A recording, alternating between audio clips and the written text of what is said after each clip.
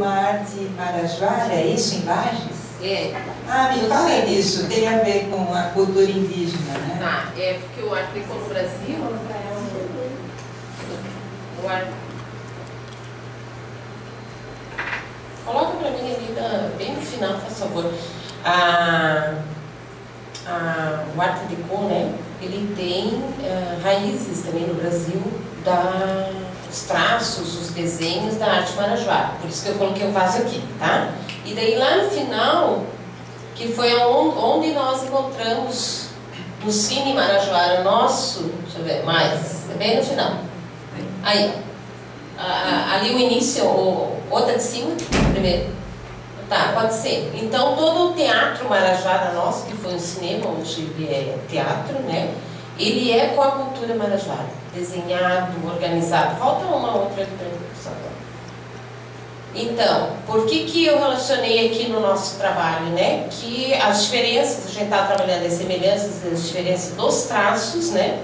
E que só até então, né, que eu conheço dessas cidades, essas 3 cidades que a gente pesquisou, que tem essa característica mais significativa marajoara. Legal. E aí a cultura deve ter aí uma história de uma cultura que... Mas bem essa história do estilo Art Deco no Brasil, que tem essa tendência. Claro que em outros lugares também tem. E o próprio desenho, da arquitetura, né, o escalonamento, já vem do desenho marajoara também. Então, claro que tem no Rio de Janeiro, tem em outros lugares, né? Que tem que fica evidente também a cultura marajoara. Mas assim, nessas que a gente pesquisou até agora, em Santa Catarina e Porto União, até então nós não encontramos tão forte como essa de Lages. Talvez seja a única cidade. Eu vi alguma coisa no Rio de Janeiro, lá em Goiás. Em Santa Catarina pode ser que seja a única, porque eu também não vi mais. Então, assim, por isso que a gente evidenciou essa questão aqui. Mais alguém? É só para dizer para você mesmo. É para mim mesmo? Que nós, o ano que vem, comemora-se 100 anos. 100 anos de protestado. Então, a gente podia pensar em um trabalho, né? A gente 2012, começou a falar sobre isso, né, Nádia? 2012. 2012. Nós começamos a falar sobre isso. Quem sabe a gente preparar alguma coisa, um trabalho comemorativo, né? Aproveitando já todo esse trabalho que vocês já fizeram e, enfim, Viviane, a Nádia participarem, quem mais tiver interesse sobre o contestado, né, para essa comemoração. Eu queria comentar com vocês assim que a gente critica as coisas e a gente mesmo não faz, né? Então, baseada na opinião de que se eu faço críticas eu tenho que, né? Essa semana, ou a semana passada mesmo, com toda a turbulência das nações, eu fui conhecer algumas coisas que nós temos, que vocês já foram lá antes de mim, inclusive, que é lá no quartel. Elas chegaram aí, né? Vocês chegaram aí no quartel? Não. Lá filmar o... Não pudemos entrar. Tá, mas eu pude entrar. Né? O coronel lá, eu fui consultá-lo sobre a possibilidade de levar os alunos do mestrando e ele me convidou para tomar um café com ele. E deixou aberto lá, claro que solicitando e tal. E eu fiquei encantada de ver, primeiro que eu nunca tinha entrado num ambiente militar, e segundo de ver algumas coisas que restam lá da Lambert. Daí o rapaz, o tenente que me acompanhou, mostrando alguns detalhes, falou assim: professora, porque ele é aluno nosso lá na universidade, sou professora dele também, né? Aqui, ó, sabe, está vendo essa roça de feijão? Aqui era todo o lugar dos trilhos do trem. Ali no ladinho da grande casa, que hoje é a sede do comando, ali, os trilhos do trem estavam todos ali. Não tem absolutamente nada de ser uma linda roça de feijão, consorciada com milho. Então, daí ele falou assim: mas está vendo ali? Ali tem uma construção de concreto, mas ali estava sentada a caldeira. Então, assim, esses pequenos detalhes que são, de alguma maneira, relacionados, né, no trilho do trem. E aí eu fico pensando assim: o que nós nos comprometemos no nosso projeto inicial?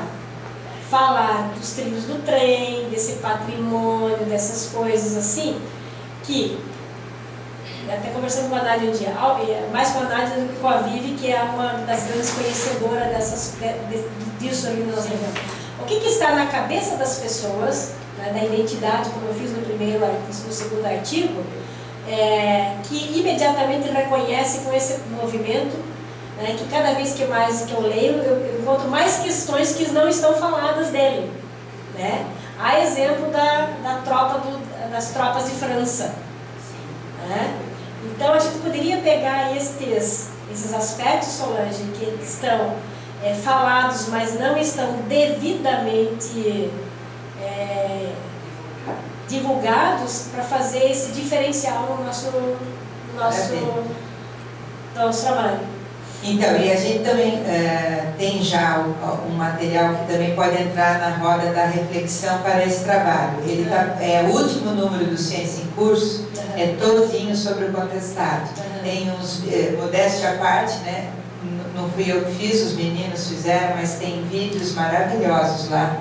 Inclusive, agora você falando do trilho do trem, eu me lembrei, porque tem uma composição que eles fizeram com aquelas gravações antigas que a gente teve acesso, e eles trabalharam em cima daquelas gravações, para os vídeos que a gente publicou ali. Então, também já é um material que está disponível, quem quiser acessar. E a gente fica realmente entusiasmado com as coisas. Eu viajei lá pelo interior de Santa Catarina, quando eu falo interior pelo centro, né? Porque interior eu também estou, né? Mas no centro de Santa Catarina, e qual era a minha busca o tempo inteiro dessa viagem, que durou umas 12 horas de estrada e em lugares que eu não tinha passado. É assim, onde que tem anúncios, que placas estão anunciando algo que tenha a ver com a história do contestão. Eu fui lá em Concórdia, eu subi no meio de Santa Catarina para Curitibanos, ali no centro, né, onde que o movimento aconteceu. Qual foi a minha surpresa? Eu vi uma placa só, que anuncia alguma coisa do contestado. Então, são pequenos detalhes que a gente fica estimulado, entusiasmado para buscar, né, a partir da nossa pesquisa e a partir dos conhecimentos que a gente vai obtendo também a respeito do que a gente está descobrindo. E eu fiquei assim muito mais encantada com essa ideia de que essas obras de artes, elas estão trazendo à tona esse processo, né? Não fazendo um plágio.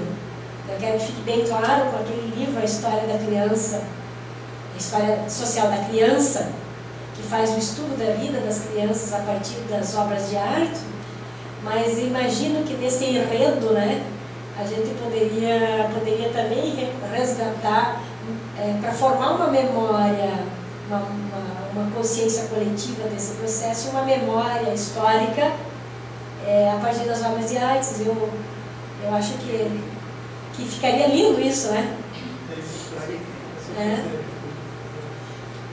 Bom, só mais um minutinho. Não, fique à vontade, nós estamos no tempo. O Adilson, eu queria fazer um desafio para ele. Seguinte, nós temos esses mesmos gestores falando sobre cultura naquela mesa que nós gravamos o audiovisual no primeiro encontro. Então, o meu desafio o desafio que eu faço para ele é o seguinte: pegar esses mesmos sentidos que ele pegou nas questões que ele fez e que ele teve uma resposta direta dos gestores, tentar abstrair da fala daquele dia na mesa esses mesmos sentidos. Ou seja, como que eles representam a cultura artística, né? A cultura, enfim, a relação da cultura com o desenvolvimento, na fala que eles tiveram na mesa, sem ser perguntados sobre isso. Uma análise discursiva daquelas falas, procurando o sentido de cultura e desenvolvimento, para ver se bate, e quanto bate, com as respostas que eles deram às perguntas diretas.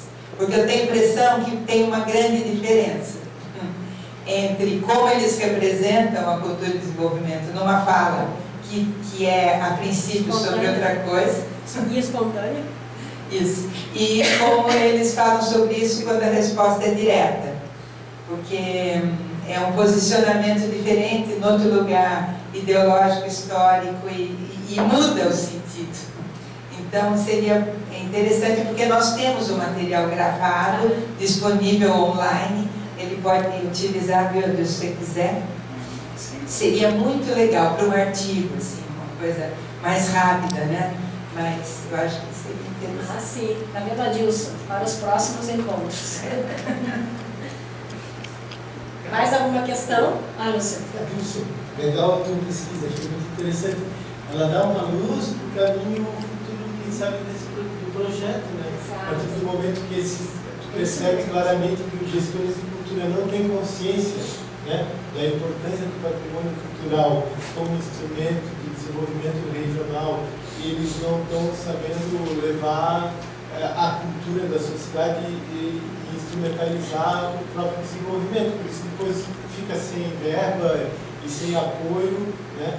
Então o projeto poderia, no futuro, fazer mais um seminário com gestores, discutindo essas questões de como instrumentalizar, que foi o que vocês fizeram já, né, no primeiro momento lá naquele seminário lá de a continuidade daquilo do fórum, né? Do fórum. Foi aquela discussão que a Ana Carla fez, né? Exato. Na verdade, foi a discussão que a Ana Carla fez, né? Que era essa questão da relação das políticas públicas de cultura, né? Relacionada à questão do desenvolvimento.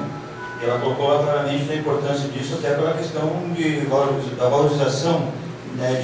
diante do ente público, para você obter recursos e ter condições, né, de reivindicar essas políticas. Então, é uma maneira também de conseguir efetivar as políticas públicas, né, essa relação com o desenvolvimento. Então, essa é uma questão interessante de colocar. E isso me motivou a tentar, nesse artigo, né, naquele outro artigo que eu escrevi, eu fiz perguntas diretas, relacionando, né, as perguntas com o desenvolvimento. Então, todos praticamente relacionaram, né, nas suas respostas. Nesse artigo, eu busquei, nessas perguntas desse artigo, busquei fazer uma coisa mais disfarçada, né? Então, de forma espontânea, para que eles respondessem para ver se repetiriam, né, aquilo que disseram na primeira vez. Então, como a gente viu ali nas respostas às perguntas, isso não ficou claro, né? O que não necessariamente quer dizer que eles não compreendam isso, né? Mas o que a gente pode tirar daquilo que foi falado ali é que, de fato, eles não têm essa preocupação de uma forma muito constante, né? Mais alguém? Bom, se alguém está tímido nesse momento, nós teremos mais ao final